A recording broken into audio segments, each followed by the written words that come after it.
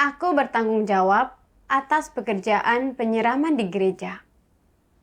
Ketika Injil berkembang dan lebih banyak orang menerima pekerjaan Tuhan di akhir zaman, aku tidak hanya menyirami para petobat baru, tetapi juga menindaklanjuti pekerjaan para penyiram, serta membantu mereka menyelesaikan berbagai masalah dan kesulitan mereka. Aku tidak mampu menyelesaikan semua tugas itu, sehingga beberapa orang percaya baru tidak disirami tepat waktu dan kehilangan semangat untuk menghadiri pertemuan. Pemimpinku memutuskan agar Saudari Jang bekerja sama denganku untuk mencegah penundaan dalam pekerjaan. Aku senang mendengarnya, karena Saudari Jang dapat menyelesaikan masalah dalam hal mempersekutukan kebenaran dan memikul beban dalam tugasnya. Dia selalu mendapat hasil yang baik dalam penyiraman. Bekerja sama dengannya akan menutupi kekuranganku dan juga meringankan sebagian tekanan dalam pekerjaanku. Kemudian, aku menambahkan Saudari Jang ke tim penyiraman. Beberapa orang di tim penyiraman cukup pasif pada saat itu, dan Saudari Jang mulai mempersekutukan firman Tuhan untuk menyelesaikan keadaan mereka. Dia segera menjawab ketika anggota tim mengajukan pertanyaan. Aku merasa tidak nyaman melihat semua itu. Kupikir ketika sebelumnya hanya aku yang bertanggung jawab atas hal-hal yang berhubungan dengan pekerjaan. Aku selalu menjadi orang yang menjawab pertanyaan mereka. Tetapi dengan kedatangannya, dia mengambil peran sebagai pemimpin, membuatku merasa kurang penting. Ditambah lagi, dia memiliki penerangan dalam persekutuannya yang tidak kumiliki. Jadi semua orang pasti akan berpikir, dia lebih baik daripada aku. Pikiran ini membuatku sangat tidak nyaman. Aku merasa dia mendapatkan perhatian yang seharusnya aku dapatkan. Membuatku terlihat lebih rendah dari dirinya dalam segala hal. Dan aku tidak merasa senang terhadapnya. Aku tidak lagi membaca pesan yang dia kirimkan ke tim dan tidak berkomunikasi secara aktif dengannya.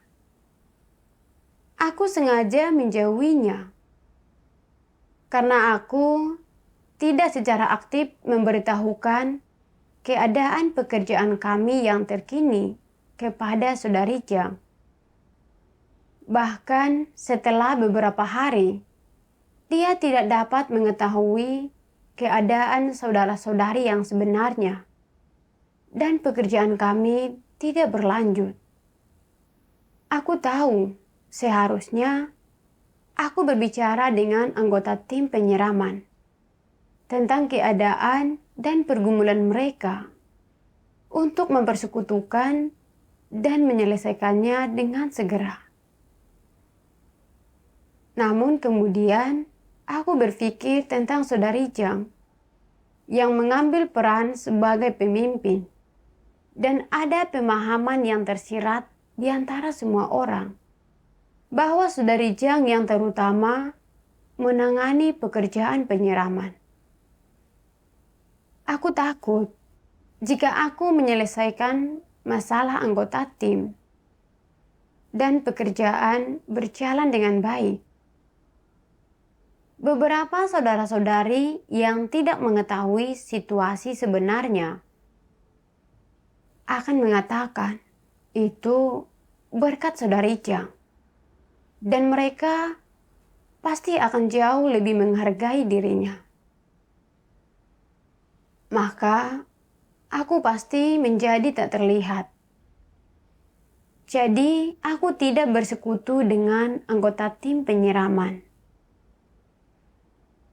Beberapa hari berlalu dan keefektifan pekerjaan penyiraman kami terus menurun. Aku melihat Saudari Jang tampak cemas dan dia terus mengirimkan firman Tuhan kepada kelompok untuk dipersekutukan. Tetapi aku tak peduli, bahkan sedikit menikmati keadaan ini. Aku merasa lebih senang bila pekerjaan tidak berjalan dengan baik. Jadi pemimpin akan mengatakan, Saudari Jang tidak baik dan tidak cocok denganku. Namun, aku tidak terlalu tenang dengan pemikiran ini. Tetapi aku tidak sungguh-sungguh merenungkannya pada saat itu. Suatu hari, seorang pemimpin memberitahuku bahwa pekerjaan penyiraman kami tidak berjalan dengan baik akhir-akhir ini. Bahwa Saudari Jang ingin mengenal para petubat baru. Jadi, aku harus menambahkan Saudari Jang ke kelompok pertemuan mereka. Jantungku berdebar ketika ku dengar pemimpin mengatakan bahwa hal ini harus diatur. Aku berpikir tentang bagaimana Saudari Jang lebih terampil daripada aku. Sehingga, jika dia bergabung dengan pertemuan kelompok itu, membuat dirinya mengenal dan menyelesaikan masalah orang percaya baru dengan sangat cepat, mengerti, dan mampu menangani pekerjaan kami. Aku pasti dikalahkan olehnya. Aku tidak ingin dia pergi ke semua kelompok dan berpikir aku bisa memikirkannya sendiri. Jadi, aku mencari berbagai alasan untuk menolak. Aku merasa bersalah setelah itu dan berdoa kepada Tuhan. Melalui doa, kusadari bahwa aku hanya melindungi reputasi dan statusku sendiri dengan melakukan ini. Dan ini tidak sejalan dengan kehendak Tuhan. Namun, aku tidak senang jika Saudari Jang menghadiri setiap kelompok pertemuan. Dan aku takut dia akhirnya mengambil posisiku. Kemudian, aku memikirkan bagaimana para pendeta agamawi itu melakukan segala hal yang mereka bisa untuk menutup gereja-gereja demi melindungi status dan mempertahankan mata pencarian mereka. Menahan orang-orang percaya dalam genggaman erat mereka, tidak membiarkan mereka menyelidiki pekerjaan Tuhan di akhir zaman atau menyambut kedatangan Tuhan kembali. Mereka sangat menentang Tuhan dan merupakan antikristus yang disingkapkan oleh pekerjaan Tuhan di akhir zaman. Aku tidak membiarkan Saudari Jang terlibat dengan pekerjaan kami, agar aku dapat melindungi reputasi dan statusku. Bukankah itu artinya aku juga menahan saudara-saudari dengan erat dalam genggamanku? Aku menentang Tuhan, sama seperti pendeta agamawi itu. Aku tahu bahwa aku harus segera mengubah haluan dan meninggalkan motifku yang keliru. Hari berikutnya, aku memasukkan Saudari Jang ke dalam kelompok pertemuan. Dan aku merasa sedikit lebih tenang. Walaupun aku menambahkan dia ke kelompok-kelompok pertemuan, Aku tidak mengajaknya untuk mendiskusikan pekerjaan. Jadi, masing-masing dari kami tetap melakukan urusan kami sendiri. Beberapa minggu berlalu, dan pekerjaan penyiraman kami masih belum membaik. Ketika pemimpin menanyaiku, mengapa ini terjadi? Aku tidak tahu bagaimana menjawabnya. Aku merasa agak bersalah setelah itu, dan kemudian aku membaca firman Tuhan ini dalam saat teduh dan perenunganku. Manusia tidak memiliki pemahaman mendasar atau esensial akan diri mereka sendiri. Sebaliknya, mereka berfokus dan mencurahkan upaya mereka pada tindakan dan ekspresi lahiriah mereka. Bahkan, jika seseorang terkadang mengatakan sesuatu tentang memahami diri mereka sendiri, itu tidak akan terlalu mendalam. Tak seorang pun pernah berpikir bahwa mereka adalah jenis orang tertentu atau memiliki jenis natur tertentu. Karena telah melakukan jenis hal tertentu atau telah menyingkapkan satu hal tertentu. Tuhan telah menyingkapkan natur dan esensi manusia. Tetapi manusia memahami bahwa cara mereka melakukan segala sesuatu dan cara berbicara mereka cacat dan rusak. Oleh karena itu, adalah tugas yang berat bagi manusia untuk menerapkan kebenaran. Orang mengira bahwa kesalahan mereka hanyalah perwujudan sesaat yang tersingkap secara tidak sengaja, bukan perwujudan dari natur mereka. Ketika orang berpikir seperti ini, sangat sulit bagi mereka untuk benar-benar mengenal diri sendiri, dan sangat sulit bagi mereka untuk memahami dan menerapkan kebenaran. Karena mereka tidak memahami kebenaran dan tidak haus akan kebenaran. Ketika menerapkan kebenaran, mereka hanya mengikuti aturan secara asal-asalan. Manusia tidak menganggap natur mereka sendiri sangatlah rusak, dan yakin bahwa mereka tidak terlalu buruk sampai harus dimusnahkan atau dihukum. Padahal menurut standar Tuhan, kerusakan manusia sudah terlalu dalam. Masih sangat jauh dari standar untuk menerima keselamatan. Karena manusia hanya melakukan beberapa tindakan yang secara lahiriah tidak melanggar kebenaran. Padahal sebenarnya mereka tidak melakukan kebenaran dan tidak taat kepada Tuhan.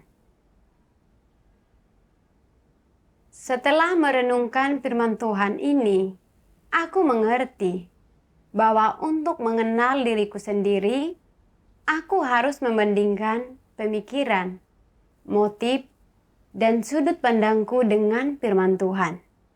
Bahwa aku harus mengetahui dan menganalisis natur, esensi, dan jalan yang kutempuh, dan kemudian berusaha menyelesaikannya dengan kebenaran.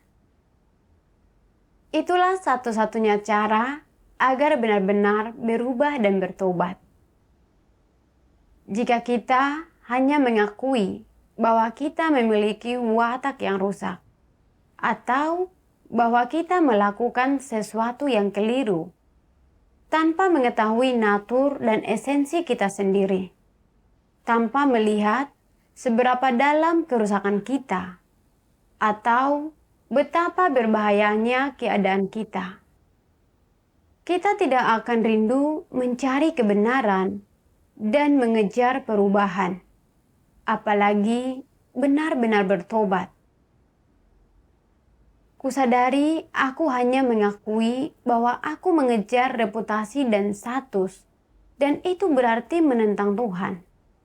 Tetapi aku sama sekali tidak mengerti dengan jelas watak seperti apa yang kuungkapkan, apa esensinya, dan jalan apa yang kutempuh dalam tugasku. Walaupun akhirnya aku menambahkan saudari Jang ke kelompok-kelompok, itu hanya perubahan perilaku, dan aku tidak membereskan watakku yang rusak. Ditambah lagi, aku tidak benar-benar mengesampingkan egoku dan bekerja sama dengan saudari Jang. Bagaimana pekerjaan kami bisa berhasil dengan cara itu?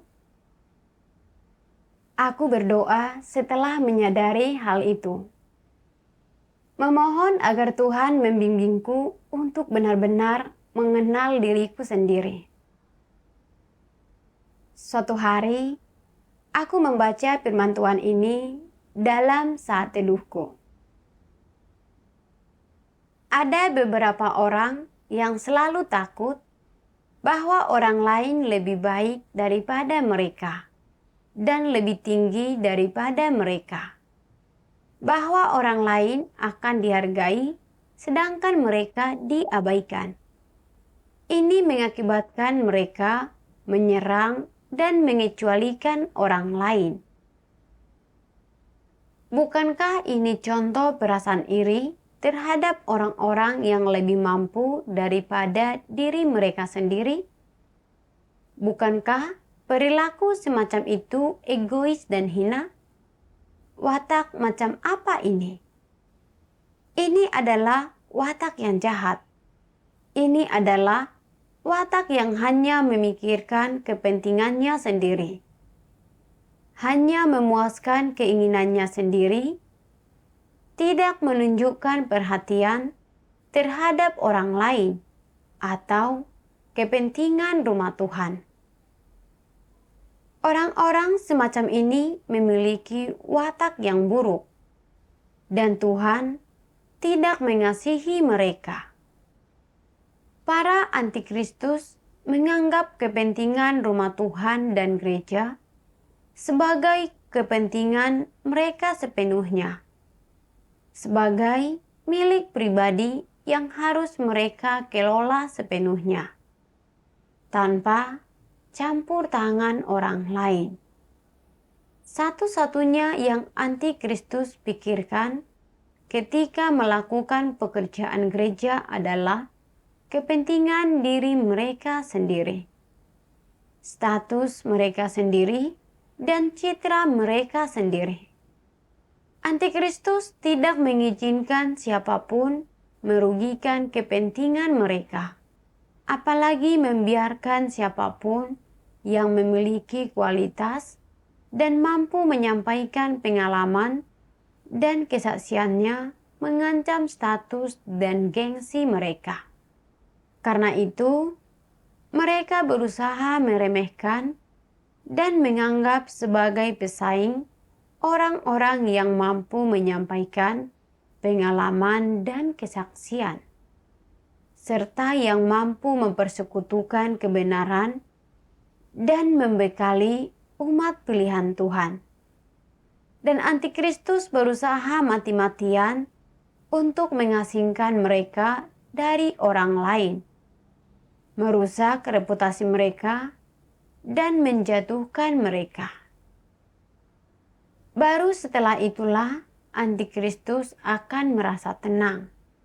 Jika orang-orang ini tidak pernah merasa negatif dan mampu melaksanakan tugas mereka, menyampaikan kesaksian mereka, dan menyokong orang lain, maka antikristus akan beralih ke upaya terakhir mereka, yakni mencari-cari kesalahan mereka, mengutuk mereka, menjebak mereka, mengarang kebohongan untuk mempersulit mereka, sampai mereka dikeluarkan dari gereja. Baru setelah itulah antikristus akan benar-benar merasa tenang. Inilah yang paling berbahaya dan kejam tentang antikristus.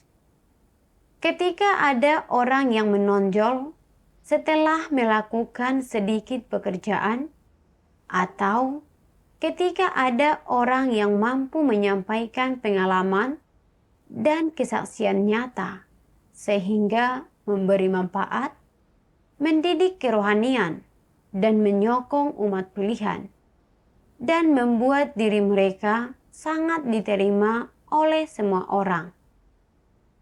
Rasa iri dan kebencian pun tumbuh di hati antikristus, dan mereka akan berusaha mengasingkan dan melemahkan orang-orang itu. Selain itu, antikristus sama sekali tidak mengizinkan orang-orang semacam itu untuk melakukan pekerjaan apapun, untuk menghalangi orang-orang itu agar tidak mengancam status mereka. Orang-orang yang memiliki kenyataan kebenaran menonjolkan dan menyoroti kemiskinan, keadaan menyedihkan, keburukan, dan kejahatan antikristus ketika mereka berada di samping antikristus. Sehingga ketika antikristus memilih pasangan atau rekan sekerja, mereka tidak pernah memilih orang yang memiliki kenyataan kebenaran. Mereka tidak pernah memilih orang yang menyampaikan pengalaman dan kesaksian. Dan mereka tidak pernah memilih orang yang jujur atau orang yang mampu menerapkan kebenaran. Orang-orang inilah yang paling dicemburui dan dibenci oleh antikristus. Dan mereka adalah duri dalam daging antikristus. Sebanyak apapun perbuatan baik yang orang-orang ini lakukan, atau sebesar apapun manfaat mereka bagi pekerjaan rumah Tuhan, antikristus akan berusaha sekuat tenaga untuk menutupi perbuatan-perbuatan ini. Mereka bahkan akan memutarbalikkan fakta untuk mengklaim pujian atas hal-hal yang baik, sembari mengalihkan hal-hal buruk kepada orang lain sebagai cara untuk meninggikan diri sendiri dan meremehkan orang lain. Antikristus sangat iri dan benci kepada mereka yang mengejar kebenaran dan mampu berbicara tentang pengalaman dan kesaksian.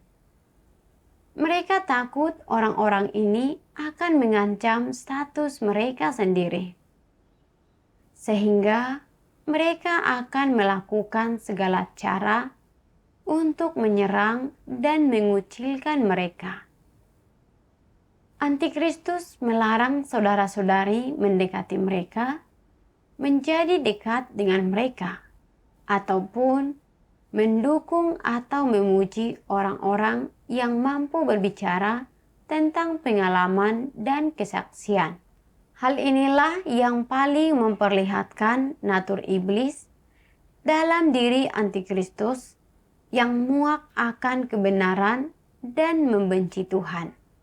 Dan hal ini juga membuktikan bahwa antikristus adalah arus balik yang jahat di rumah Tuhan. Merekalah yang harus disalahkan atas gangguan terhadap pekerjaan gereja dan penentangan terhadap kehendak Tuhan. Membaca firman Tuhan yang menyingkapkan antikristus ini membuatku tertekan. Tuhan berfirman bahwa antikristus terutama menghargai status. Dan ketika muncul seseorang yang mengancam status mereka dalam lingkup pekerjaan mereka, mereka pun menindas dan menjauhi orang itu. Mereka tidak membiarkan orang itu mengambil peran penting atau peran memimpin.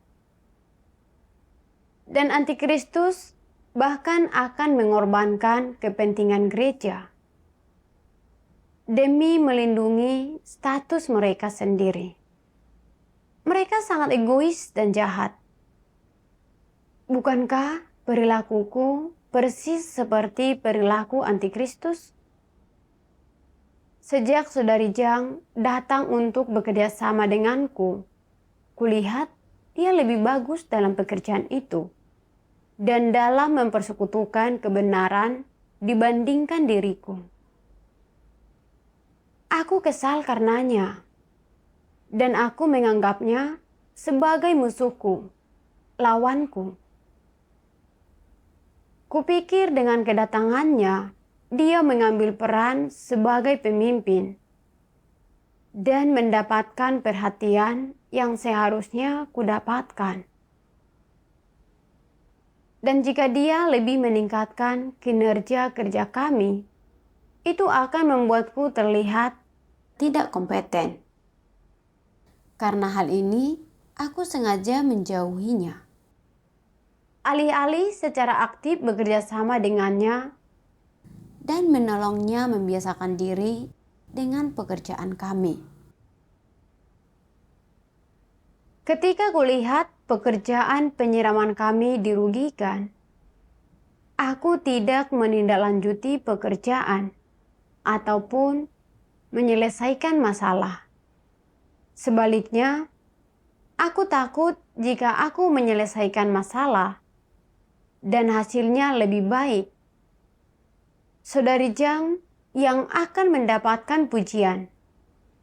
Yang lebih buruk lagi, ketika aku melihat keefektifan pekerjaan kami terus menurun, aku tidak khawatir dan bahkan menikmatinya. Aku senang kalau pekerjaan itu dirugikan, dan kupikir pemimpin akan berpikir, aku lebih baik daripada saudari Jang karena ini, dan kedudukanku akan aman. Aku hanya memedulikan reputasi dan statusku sendiri, dan tidak sedikit pun memikirkan pergumulan saudari Jang, atau apa konsekuensinya jika hal itu mengakibatkan para petobat baru tidak mendapatkan penyiraman yang cukup. Aku sangat egois dan jahat. Ketika pemimpin menyuruhku membawa saudari Jang ke dalam kelompok-kelompok, aku dengan lebih keras kepala menolaknya. Aku merasa saudari Jang akan melampaui atau bahkan menggantikan aku. Jadi, aku mencari-cari alasan untuk menolak. Demi mempertahankan kedudukanku, aku mengucilkan saudari Jang dan memperlakukan gereja seperti wilayah pribadiku.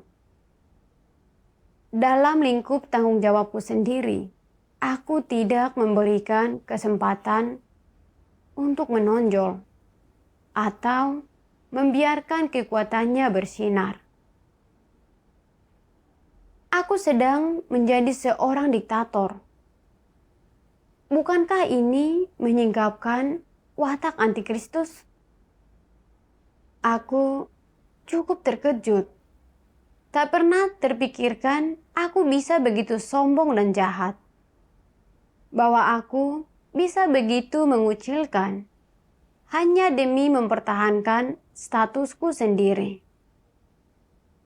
Aku sama sekali tidak memikirkan penyiraman bagi para petobat baru, atau apakah pekerjaan gereja dirugikan, dan hanya ingin memuaskan ambisi liarku sendiri.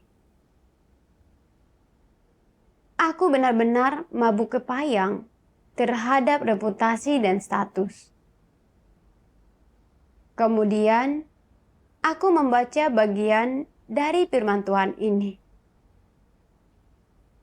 Jika ada orang yang berkata bahwa mereka mencintai kebenaran dan mereka mengejar kebenaran, padahal pada dasarnya Tujuan yang mereka kejar adalah untuk menonjolkan diri mereka sendiri, untuk pamer, untuk membuat orang mengagumi mereka, untuk mencapai kepentingan diri mereka sendiri, dan melaksanakan tugas mereka bukan untuk menaati atau memuaskan Tuhan, melainkan untuk memperoleh gengsi dan status. Maka pengejaran mereka itu tidak dapat dibenarkan. Dengan demikian, dalam hal pekerjaan gereja, apakah tindakan mereka adalah penghambat atau apakah tindakan mereka membantu memajukannya? Tindakan mereka jelas merupakan penghambat. Semua itu tidak memajukan pekerjaan gereja. Ada orang yang berkoar-koar menyatakan bahwa mereka sedang melakukan pekerjaan gereja, tetapi mengejar gengsi dan status pribadi mereka, menjalankan urusan mereka sendiri, membuat kelompok tertutup mereka sendiri, kerajaan kecil mereka sendiri. Apakah orang semacam ini sedang melaksanakan tugas mereka? Semua pekerjaan yang mereka lakukan pada dasarnya mengganggu, mengacaukan, dan merusak pekerjaan gereja. Apa akibat dari pengejaran mereka akan status dan gengsi? Pertama, ini memengaruhi bagaimana umat pilihan Tuhan makan dan minum firman Tuhan dan memahami kebenaran. Ini menghalangi jalan masuk kehidupan mereka. Itu menghentikan mereka memasuki jalur yang benar dalam kepercayaan kepada Tuhan dan membawa mereka ke jalan yang salah, yang merugikan umat pilihan, dan membawa mereka menuju kehancuran. Dan pada akhirnya, apa akibatnya terhadap pekerjaan gereja? Itu mengakibatkan penghancuran, gangguan, dan perusakan. Inilah konsekuensi yang ditimbulkan oleh pengejaran orang akan ketenaran dan status. Ketika mereka melaksanakan tugas mereka dengan cara ini, bukankah ini dapat didefinisikan sebagai menempuh jalan antikristus? Ketika Tuhan meminta agar orang-orang mengesampingkan status dan gengsi, bukan berarti Dia sedang merampas hak kebebasan orang untuk memilih. Sebaliknya, itu karena ketika mengejar status dan gengsi, orang merugikan pekerjaan gereja. Mereka mengganggu jalan masuk saudara-saudari ke dalam kehidupan, dan bahkan memengaruhi orang lain dalam hal makan dan minum firman Tuhan secara normal dan memahami kebenaran. Dan dengan demikian, memengaruhi mereka dalam hal memperoleh keselamatan Tuhan. Yang lebih serius lagi adalah ketika orang mengejar status dan gengsi, perilaku dan tindakan semacam itu dapat digolongkan sebagai bekerja sama dengan iblis dalam merusak dan menghalangi kemajuan normal pekerjaan Tuhan sampai taraf tertinggi, dan mencegah dilaksanakannya kehendak Tuhan secara normal di antara umat pilihannya. Mereka dengan sengaja menentang dan memperdebatkan apa yang telah Tuhan tetapkan. Inilah natur dari pengejaran orang akan status dan gengsi. Masalah dengan orang yang mengejar kepentingan diri mereka sendiri adalah bahwa tujuan yang mereka kejar adalah tujuan iblis. Semua itu adalah tujuan yang jahat dan tidak adil. Ketika orang mengejar kepentingan pribadi seperti gengsi dan status, tanpa disadari mereka menjadi alat iblis. Mereka menjadi saluran bagi iblis. Dan selain itu, mereka menjadi perwujudan iblis. Mereka memainkan peran negatif di dalam gereja, terhadap pekerjaan gereja, dan terhadap kehidupan bergereja yang normal, serta terhadap pengejaran normal umat pilihan Tuhan. Efek yang mereka hasilkan adalah mengganggu dan merusak. Mereka memiliki efek negatif. Aku gemetar ketakutan setelah membacanya. Tuhan mengungkapkan bahwa pengejaran kita demi mendapatkan reputasi dan status berarti menjalankan upaya kita sendiri, dan itu berarti menempuh jalan antikristus. Pada dasarnya, itu berarti bertindak sebagai kaki tangan iblis, mengganggu pekerjaan gereja. Makin aku memikirkannya, makin aku merasa gugup. Pekerjaan Injil sedang mencapai puncaknya, dan makin banyak orang yang menerima pekerjaan Tuhan di akhir zaman. Menjadi penanggung jawab penyiraman, seharusnya aku benar-benar memikirkan kehendak Tuhan. Segera mendukung dan menyirami para petobat baru, dan membantu menyelesaikan gagasan dan kebingungan mereka, sehingga mereka dapat dengan cepat meletakkan dasar di jalan yang benar. Namun, aku justru mengejar reputasi dan status, alih-alih memperhatikan pekerjaanku.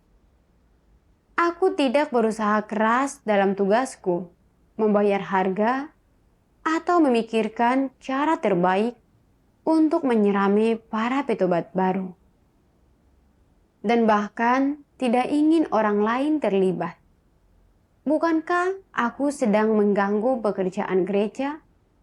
Bukankah aku sedang menjadi batu sandungan bagi keselamatan Tuhan atas orang lain?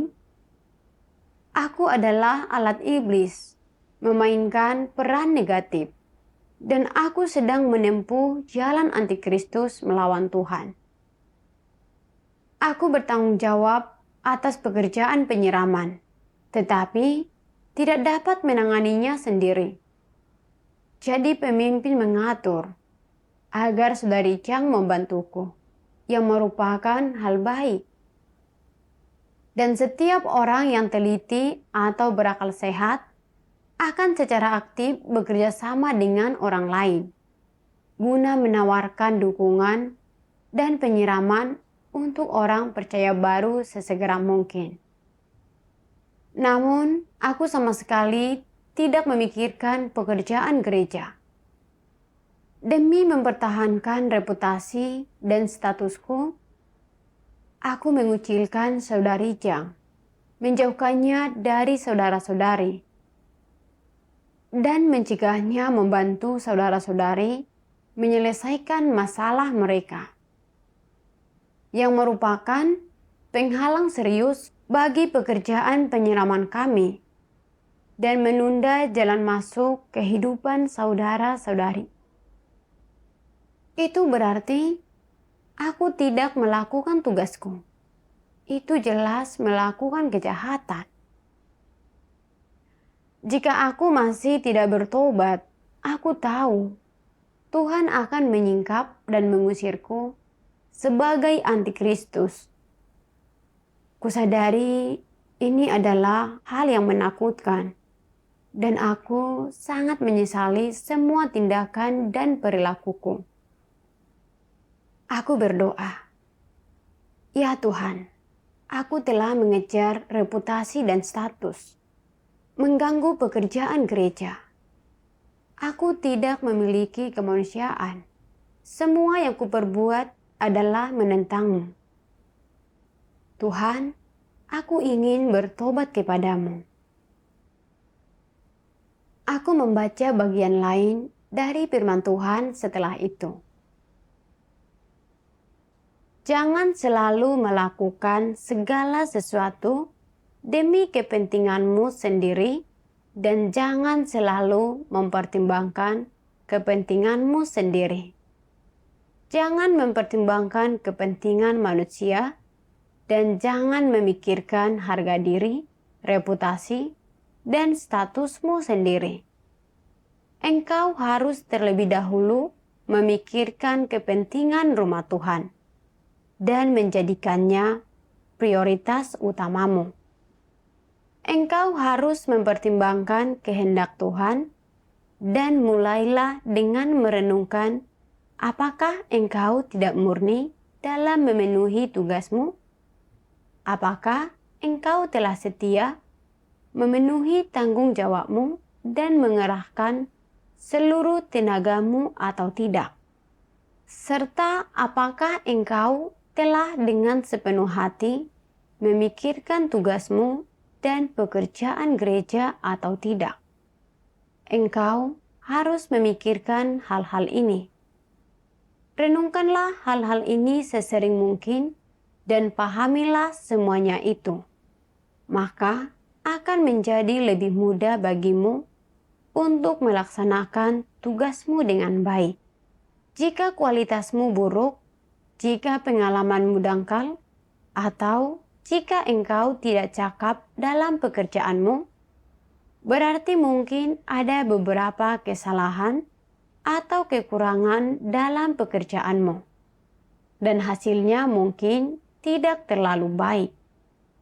Tetapi engkau telah mengerahkan upayamu yang terbaik. Dalam segala hal yang engkau lakukan, engkau tidak memuaskan kehendak atau keinginan egoismu sendiri. Sebaliknya, engkau terus-menerus mempertimbangkan pekerjaan gereja dan kepentingan rumah Tuhan. Meskipun engkau mungkin tidak melaksanakan tugasmu dengan baik, hatimu telah diluruskan. Jika di atas semua ini engkau dapat mencari kebenaran untuk menyelesaikan masalah-masalah dalam tugasmu, maka tugasmu akan memenuhi standar dan engkau akan mampu masuk ke dalam kenyataan kebenaran. Inilah artinya menjadi kesaksian. Membaca firman Tuhan mencerahkan bagiku. Dalam suatu tugas, kepentingan gereja harus didahulukan. Dan kita harus mencurahkan semua yang kita miliki ke dalam tugas itu. Kita tidak boleh bersikap penuh perhitungan demi reputasi dan status. Dan kita harus bekerja sama serta sehati dan sepikir dengan saudara-saudari kita. Melakukan yang terbaik untuk bekerja sesuai prinsip, sehingga kita dapat memperoleh pekerjaan Roh Kudus dan mendapatkan hasil dari pekerjaan kita dengan mudah. Jadi aku pergi untuk berbicara dengan saudari Jang dan membuka diri kepadanya tentang kerusakanku yang telah kuungkapkan. Dan berbicara tentang apa yang kuketahui tentang diriku sendiri. Aku merasa jauh lebih bebas setelah persekutuan kami. Dan siap bekerja sama dengannya dalam pekerjaan penyiraman kami. Tak lama kemudian, aku mendapati beberapa orang percaya baru yang tadinya enggan datang ke pertemuan telah mendapatkan bantuan saudari Jang dan menyelesaikan gagasan mereka. Sekarang mereka rutin menghadiri pertemuan dan ingin mengemban tugas. Aku kembali merasa kurang senang. Aku tidak benar-benar memahami masalah mereka sebelumnya. Tetapi saudari Jang menyelesaikannya. Bukankah itu membuatku terlihat lebih rendah daripada dia? Memikirkan hal itu Kusadari bahwa aku tidak memikirkan tentang hal itu dengan benar dan teringat sesuatu yang Tuhan firmankan. Kerjasama di antara saudara-saudari adalah suatu proses mengimbangi kekurangan seseorang dengan kelebihan orang lain. Engkau memakai kelebihanmu untuk menutupi kekurangan orang lain, dan orang lain menggunakan kelebihan mereka untuk menutupi kekuranganmu. Inilah yang dimaksud dengan mengimbangi kekurangan seseorang dengan kelebihan orang lain dan bekerja sama dalam keharmonisan. Hanya jika orang bekerja sama dalam keharmonisan, barulah orang dapat diberkati di hadapan Tuhan. Dan semakin seseorang mengalami ini, semakin banyak kenyataan yang mereka miliki, dan jalan mereka pun menjadi semakin terang saat mereka menempuhnya, dan mereka menjadi semakin tenang. Saudari Jang lebih baik daripada aku dalam hal mempersekutukan kebenaran dan memecahkan masalah. Jadi, aku perlu belajar darinya. Jadi aku bertanya kepadanya, bagaimana cara dia menyampaikan persekutuan dan menyelesaikan masalah para petobat baru. Dan dengan persekutuannya, dia memberiku beberapa wawasan tentang bagaimana cara menangani masalah mereka. Aku merasa sangat senang bekerja sama dengannya, karena dia dapat memperbaiki kekuranganku, dan ini merupakan anugerah Tuhan. Setelah itu, ketika aku melihat beberapa saudara-saudari yang pasif dalam tugas mereka, aku mengajak saudari Jang berdiskusi untuk melihat akar dari kenegatifan mereka dan kebenaran seperti apa yang harus kami persekutukan dengan mereka dalam menyelesaikan ini. Kami segera menemukan firman Tuhan yang relevan untuk dipersekutukan dengan mereka. Saudara-saudari ini menjadi lebih aktif dalam tugas mereka setelah persekutuan ini. Beberapa orang menyirami orang-orang percaya baru, yang lain membagikan Injil. Lambat laun, semakin banyak orang yang menjalankan tugas di gereja. Melalui beberapa dukungan dan penyiraman, lebih banyak petobat baru memperoleh pondasi di jalan yang benar. Dan kebanyakan dari mereka berkumpul secara teratur dan menjalankan tugas. Setelah itu, ketika aku memiliki masalah dalam tugasku, aku akan segera membicarakannya dengan saudari Jang. Dan ketika dia melihat bahwa saudara-saudari mengalami masalah dalam tugas mereka, dia akan segera memberitahuku tentang masalah itu, sehingga aku bisa menindaklanjuti masalah-masalah tersebut dan menyelesaikannya. Kami bekerja sama satu sama lain dengan sehati dan sepikir, dan aku merasa jauh lebih damai. Pengalaman ini menunjukkan kepadaku bahwa mengejar reputasi dan status berarti menempuh jalan antikristus, bekerja sebagai kaki tangan iblis, dan mengganggu pekerjaan gereja.